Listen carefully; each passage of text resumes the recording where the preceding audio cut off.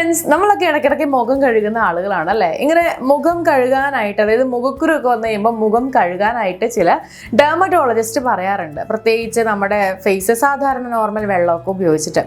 അപ്പോൾ ഞാനിപ്പോൾ പറയാൻ വന്നത് എന്താണെന്ന് വെച്ചിട്ടുണ്ടെങ്കിൽ, നമ്മളിങ്ങനെ മുഖം കഴുകുന്ന സമയത്ത് നമ്മൾ ചെയ്യാൻ പാടില്ലാത്ത കുറച്ച് കാര്യങ്ങളുണ്ട്. ആ കാര്യങ്ങൾ എന്തൊക്കെയാണ് എന്ന് പലർക്കും അറിയില്ല. അവ എന്തൊക്കെയാണെന്ന് നോക്കാം.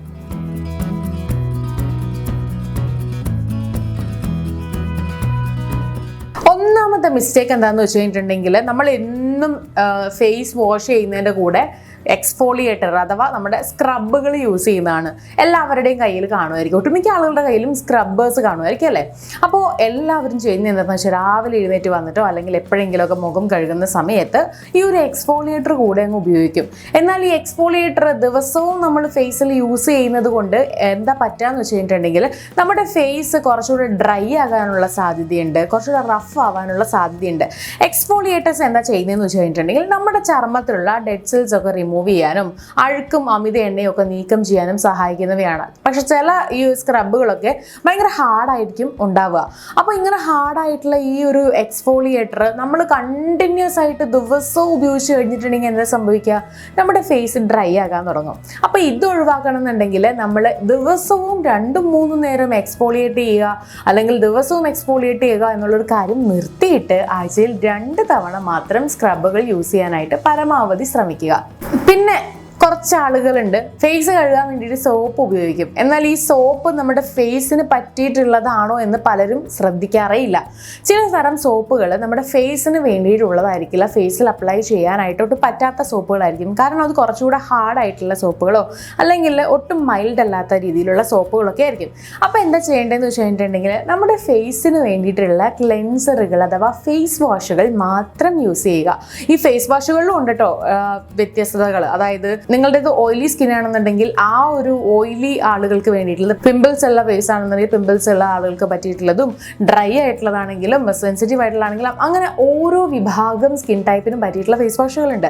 അവ മാത്രമേ യൂസ് ചെയ്യാൻ പാടുള്ളൂ. അതും മൈൽഡ് ആയിട്ടുള്ള ഫേസ് വാഷുകൾ മാത്രം യൂസ് ചെയ്യുക. മൂന്നാമതായിട്ട് നമ്മൾ ഫേസ് വാഷ് ചെയ്ത് കഴിഞ്ഞിട്ട് ചെയ്യുന്ന ഒരു മിസ്റ്റേക്ക് ഉണ്ട്. അതെന്താന്ന് വെച്ച് കഴിഞ്ഞിട്ടുണ്ടെങ്കിൽ, റാൻഡം ആയിട്ട് എവിടെയെങ്കിലുമൊക്കെ കടന്നു കിട്ടുന്ന കർച്ചീഫോ അല്ലെങ്കിൽ ടർക്കിയോ ഒക്കെ വെച്ചിട്ട് ഫേസ് അങ്ങ് തുടയ്ക്കും. ഇങ്ങനെ ഫേസ് തുടച്ചാൽ എന്താ സംഭവിക്കുക? ഈ ഒരു നമുക്ക് കിട്ടുന്ന ഈ ടർക്കി ചിലപ്പോൾ വാഷ് ചെയ്തിട്ടുണ്ടായിരിക്കില്ല, ചിലപ്പോൾ കുറേ നാളായിട്ട് വാഷ് ചെയ്യാത്തതായിരിക്കും, പ്രോപ്പറായിട്ട് വൃത്തിയുള്ളതായിരിക്കില്ല. അപ്പോൾ അങ്ങനെയുള്ള ടർക്കികളൊക്കെ വെച്ചിട്ട് നമ്മുടെ ഫേസ് നന്നായിട്ട് വൈപ്പ് ചെയ്ത് കഴിഞ്ഞിട്ടുണ്ടെങ്കിൽ എന്താ സംഭവിക്കുക എന്ന് വെച്ചാൽ, അതിനകത്തുള്ള ബാക്ടീരിയാസ് നമുക്കും കൂടെ വരാൻ സാധ്യതയാവും. പ്രത്യേകിച്ച് പല അസുഖങ്ങൾക്കും കാരണമാവും. സ്കിൻ അലർജീസ് ഉണ്ടാവും. സ്കിന്നിൽ എവിടെയെങ്കിലും കട്ടായിട്ടുണ്ടെങ്കിൽ അതുവഴി നമുക്ക് ബാക്ടീരിയാസ് ഉള്ളിൽ പ്രവേശിക്കാനും പലതരത്തിലുള്ള ഇഷ്യൂസ് ഉണ്ടാക്കാനും കാരണമാവും. സോ ഇങ്ങനെ റാൻഡമായിട്ട് കിട്ടുന്ന ടർക്കികളൊന്നും വെച്ചിട്ട് ഫേസ് വാഷിന് ശേഷം മുഖം തുടയ്ക്കാതിരിക്കുക.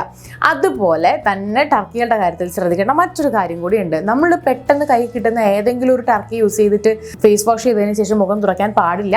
നല്ല സോഫ്റ്റ് ആയിട്ടുള്ള ടർക്കികൾ, നമ്മുടെ ചർമ്മത്തിലെ ഒട്ടും ഹാർഡല്ലാത്ത വളരെ സോഫ്റ്റ് ആയിട്ടുള്ള ടർക്കികൾ വേണം യൂസ് ചെയ്യാനായിട്ട്. ഹാർഡായിട്ടുള്ള ഒത്തിരി പരിപരുത്ത ടർക്കികളാണെന്നുണ്ടെങ്കിൽ നമ്മുടെ ഫേസിൽ സ്ക്രാച്ചസ് പോലെ ചെറുതായിട്ട് ഉണ്ടാവാനുള്ള സാധ്യതകളുണ്ട്. വേറെ കുറേ ആളുകളുടെ ഹോബിയാണ് നല്ല ചൂടുവെള്ളം ഉപയോഗിച്ചിട്ട് നമ്മുടെ ഫേസ് വാഷ് ചെയ്യുക. അതായത് ചൂട് എന്ന് പറയുമ്പോൾ അത്യാവശ്യം ചൂടുള്ള വെള്ളം, നമ്മുടെ ഫേസിന് താങ്ങാൻ പറ്റുന്ന ചൂടുള്ള വെള്ളം എടുത്ത് മുഖം കഴുകുക എന്ന് പറഞ്ഞ കാര്യം. എന്നാൽ ഇതും വലിയൊരു മിസ്റ്റേക്ക് തന്നെയാണ്. ഇങ്ങനെ നമ്മൾ ചൂടുവെള്ളം ഉപയോഗിച്ച് സ്ഥിരമായിട്ട് മുഖം കഴുകിക്കൊണ്ടിരുന്ന എന്താ സംഭവിക്കുക? നമ്മുടെ ഫേസ് നന്നായിട്ട് ഡ്രൈ ആകാൻ തുടങ്ങും. നമ്മുടെ ചർമ്മത്തിലെ എണ്ണമയമൊക്കെ കുറയാൻ തുടങ്ങും. നമ്മുടെ ചർമ്മത്തിനൊരു ഓയിൽ ബാലൻസ് എന്തായാലും വേണം, അതില്ലാണ്ടാവാനായിട്ട് പോകും. അപ്പോൾ അതുകൊണ്ട് തന്നെ നമ്മൾ ചൂടുവെള്ളം ഉപയോഗിച്ച് ഫേസ് വാഷ് ചെയ്യാതിരിക്കുക. ഫേസ് വാഷ് ചെയ്യുന്ന സമയത്ത് ചില ആളുകൾ കയ്യിൽ ഫേസ് വാഷ് ഒഴിച്ചിട്ട് നന്നായി പതപ്പിച്ചതിന് ശേഷം എല്ലായിടത്തും ഇട്ടിട്ട് ഭയങ്കര ഫാസ്റ്റായിട്ട് പ്രഷർ കൊടുത്ത് മുഖം കഴുകാറുണ്ട്.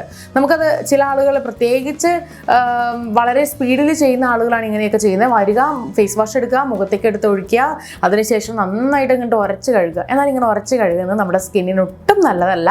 ഇങ്ങനെ ഉരച്ച് കഴുകാതിരിക്കുക. വളരെ സോഫ്റ്റായിട്ട് നമ്മുടെ സ്കിന്നിനോട് പ്രത്യേകിച്ച് ശത്രുതയൊന്നും പുലർത്താത്ത രീതിയിൽ വേണം നമ്മുടെ ഫേസ് നന്നായിട്ട് വാഷ് ചെയ്യാനായിട്ട്.